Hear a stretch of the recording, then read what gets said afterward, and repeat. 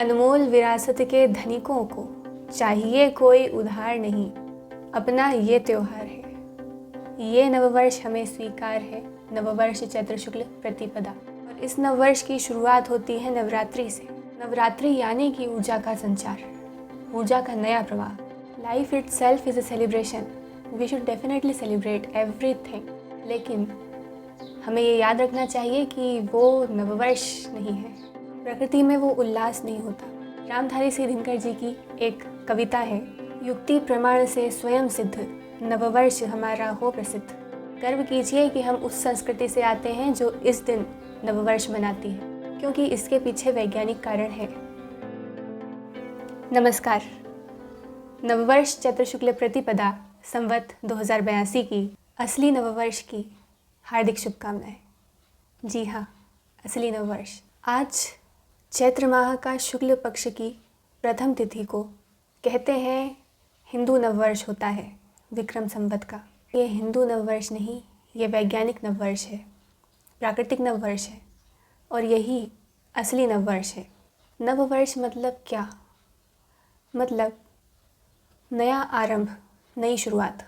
जो नववर्ष हम 1 जनवरी को मनाते हैं, बल्कि 31 दिसंबर की रात को मनाते हैं, मैं मानती हूँ कि वो नववर्ष कैलेंडर तक ही सीमित है। तब कोई नया आरंभ नहीं होता, जो पहले था वही बाद में होता है कुछ महीनों तक।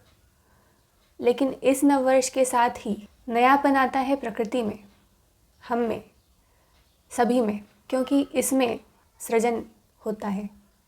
बसंत माह में ये नववर्ष होता है। प्रकृति वो जड़ता जो थी काफ़ी पुरानी ठंड वाली, उससे निकल कर के बाहर आ चुकी होती है। इस नववर्ष की शुरुआत ही होती है नवरात्रि से। नवरात्रि यानी ऊर्जा का नया संचार। और जो नववर्ष हमने मनाया था 1 जनवरी को, ऐसा नहीं है कि उसको सेलिब्रेट नहीं करना है, क्योंकि सेलिब्रेट करने के लिए हमें कोई भी चीज़ छोड़नी नहीं चाहिए। Life itself is a celebration, we should definitely celebrate everything. जब भी हमें कोई मौका मिले सेलिब्रेट करने का, उत्सव मनाने का, तो ज़रूर मनाना चाहिए। आप उत्सव की तरह ज़रूर लीजिए, लेकिन ये ध्यान रखिए कि हमारा असली नववर्ष चैत्र माह के शुक्ल पक्ष के प्रथम तिथि को होता है। आर्यों की कीर्ति सदा सदा, नववर्ष चैत्र शुक्ल प्रतिपदा। अनमोल विरासत के धनिकों को चाहिए कोई उधार नहीं, अपना ये त्योहार है। ये नववर्ष हमें स्वीकार है, नववर्ष चैत्र शुक्ल प्रतिपदा। क्योंकि देखिए, वो नववर्ष के आसपास अगर कोई त्यौहार होता है तो वो होता है क्रिसमस। और क्रिसमस के पीछे शायद कोई कहानी है, शायद कोई किंवदंती है, जो भी है, मगर उस दौरान कुछ नयापन नहीं होता, सब कुछ जकड़ा हुआ होता है। तो जो वो नववर्ष था ईसवी कैलेंडर वाला, उसे भी हम सेलिब्रेट करते हैं, लेकिन इसलिए क्योंकि उस कैलेंडर के हिसाब से हम अपनी व्यवस्थाओं को मैनेज करते हैं। हम उस कैलेंडर को लेकर चलते हैं, उसकी तारीखों को मानते हैं और उसके हिसाब से ही सारी चीज़ें हम करते हैं। इसलिए उस नववर्ष को हम आजकल ज़्यादा महत्व देते हैं। लेकिन उस नववर्ष में बदलता है तो केवल कैलेंडर, और इस नववर्ष में अगर कुछ बदलता है तो वो केवल कैलेंडर नहीं है। कैलेंडर तो हम बदलते ही नहीं हैं इस नववर्ष में, लेकिन ये नववर्ष उस नववर्ष से ज़्यादा महत्व रखता है। क्यों? क्योंकि इस नववर्ष में बदलता है सब कुछ। प्रकृति एक नया ऊर्जा का संचार करती है। इस नववर्ष की शुरुआत ही नवरात्रि से होती है, और नवरात्रि यानी कि ऊर्जा का संचार। और ऐसे पावन पर्व के साथ शुरू होता है हमारा वास्तविक नववर्ष। ये नववर्ष इसीलिए खास है क्योंकि इसके पीछे वैज्ञानिक कारण है। ये उस नववर्ष की तरह ऐसा नहीं है कि बस कैलेंडर बदल दिया, 31 दिसंबर की रात को पार्टी हो गई तो नववर्ष आ गया। ये वैसा नहीं है। ये नववर्ष अपने साथ नेचुरली बहुत कुछ लेकर आता है। ये नववर्ष बसंत में आता है। वो नववर्ष जो था वो आया था ठंड में, भरी ठंड में, एकदम जड़ता में। उस नववर्ष के पहले भी थी ठंड, जकड़न, सब कुछ एकदम जकड़ा हुआ, उजड़ा हुआ, प्रकृति भी उजड़ी हुई सी थी और सूरज बहुत ही मद्धा होता था, रातें बहुत लंबी होती थीं, दिन बहुत छोटे होते थे। उसके पहले भी ये था और कैलेंडर बदलने के बाद भी 1-1.5-2 महीना वही चला था। लेकिन इस नववर्ष में जैसे ही यहाँ पर होली का दहन के बाद प्रकृति में बदलाव आना शुरू होता है, धीरे धीरे सूर्य उत्तरायण होता है, धूप की किरणें बढ़ती हैं, प्रकृति की जड़ता कम होती है, प्रकृति में नई ऊर्जा होती है, पेड़ पौधों में नए अंकुर आने लगते हैं, ऊर्जा का नया प्रवाह होने लगता है, हमें अंदर से स्फूर्ति फील होने लगती है और बहुत कुछ ऐसा होता है जो नया नया सा लगता है। हमें महसूस होता है कि हाँ, कुछ नया हो रहा है। हम जड़ता से निकल कर के स्फूर्ति में प्रवेश करने लगते हैं। मतलब हम जो जकड़न थी, उस जकड़न से निकल कर के एक खुलेपन में प्रवेश करने लगते हैं।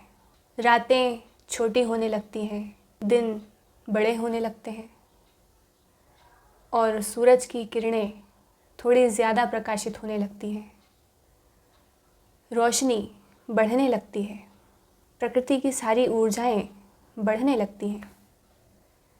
अद्भुत है ऐसा नववर्ष जो नवरात्रि के साथ शुरू होता है।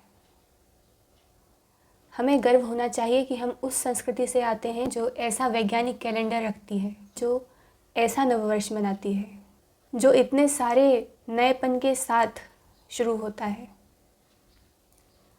हमें इस नववर्ष को ज़रूर मनाना चाहिए और इस नववर्ष की शुरुआत होती है नवरात्रि से। नवरात्रि पर हमें पूरा लाभ उठाना चाहिए इस ऊर्जा के प्रवाह का। हमें शक्ति की आराधना के साथ इस नववर्ष को मनाना चाहिए। ये है नववर्ष जो किसी किंवदंती के साथ या किसी कहानी के साथ या बिना किसी कारण के बस ऐसे ही नहीं होता, जो साथ में न जाने कितने वैज्ञानिक कारण लेकर आता है। हम शायद सारे कारण जानते भी ना हो, मगर हम ये जानते हैं कि ये वैज्ञानिक है, इतना हमें समझ आता है। तो इसीलिए इस नववर्ष को बिल्कुल मनाइए। रामधारी सिंह दिनकर जी की कविता है, ये नववर्ष हमें स्वीकार नहीं। ये कविता उन्होंने उस नववर्ष पर कटाक्ष करते हुए लिखी थी जो ईसवी नववर्ष है, पाश्चात्य नववर्ष है। मगर उसकी कुछ पंक्तियाँ मैं यहाँ कोट कर रही हूँ, आप सुनिए। ये धुंध कुहासा छटने दो, ये तब कह रहे हैं जब 1 जनवरी वाला नववर्ष आया था। ये धुंध कुहासा छटने दो, रातों का राज्य सिमटने दो, प्रकृति का रूप निखरने दो, फागुन का रंग बिखरने दो। प्रकृति दुल्हन का रूप धार जब स्नेह सुधा बरसाएगी, शस्य श्यामला धरती माता घर घर खुशहाली लाएगी। तब चैत्र शुक्ल की प्रथम तिथि पर नववर्ष मनाया जाएगा, आर्यावर्त की पुण्य भूमि पर जयगान सुनाया जाएगा। युक्ति प्रमाण से स्वयं सिद्ध नववर्ष हमारा हो प्रसिद्ध, आर्यों की कीर्ति सदा सदा नववर्ष चैत्र शुक्ल प्रतिपदा। अनमोल विरासत के धनिकों को चाहिए कोई उधार नहीं, अपना ये त्योहार नहीं। तो ये जो कविता है, ये पंक्तियाँ उस संदर्भ में हैं जो हम ईसवी नववर्ष मनाते हैं और इस नववर्ष को भूल जाते हैं। देखिए, आप ईसवी नववर्ष को भी बिल्कुल सेलिब्रेट कीजिए, क्योंकि हम उसके कैलेंडर को मानते हैं, हम उसके कैलेंडर को अपने घरों में टांगते हैं और हम उसी हिसाब से अपनी जीवन की सारी योजनाएं बनाते हैं। क्योंकि हम उसका उपयोग करते हैं, इसलिए हमें उस कैलेंडर को चेंज करने का जश्न मना लेना चाहिए। लेकिन हमें ये याद रखना चाहिए कि वो नववर्ष नहीं है, वो केवल एक कैलेंडर का चेंज है, बस वो वहीं तक सीमित है। जो असली नववर्ष है, न्यू ईयर, वो ये है, नववर्ष चैत्र शुक्ल प्रतिपदा। इस नववर्ष को हमें नहीं भूलना चाहिए और इसको ज़रूर सेलिब्रेट करना चाहिए। ये बात अलग है कि इसका सेलिब्रेशन उस तरह से नहीं होता है, इसका सेलिब्रेशन होता है साधना से, क्योंकि इसकी शुरुआत ही होती है नवरात्रि से, शक्ति की आराधना से। इसलिए इसमें गहनता तो है। नवरात्रि पर मैंने वीडियो बनाया है, उसे मैं अपलोड करूँगी, चाहे इस नवरात्रि या अश्विन माह की नवरात्रि, जब भी हो, आप देखिएगा ज़रूर। तो चैत्र शुक्ल के प्रथम तिथि को नववर्ष ज़रूर मनाइए। गर्व कीजिए कि हम उस संस्कृति से आते हैं जो इस दिन नववर्ष मनाती है। नववर्ष के साथ ही नवरात्रि की भी शुभकामनाएं। धन्यवाद।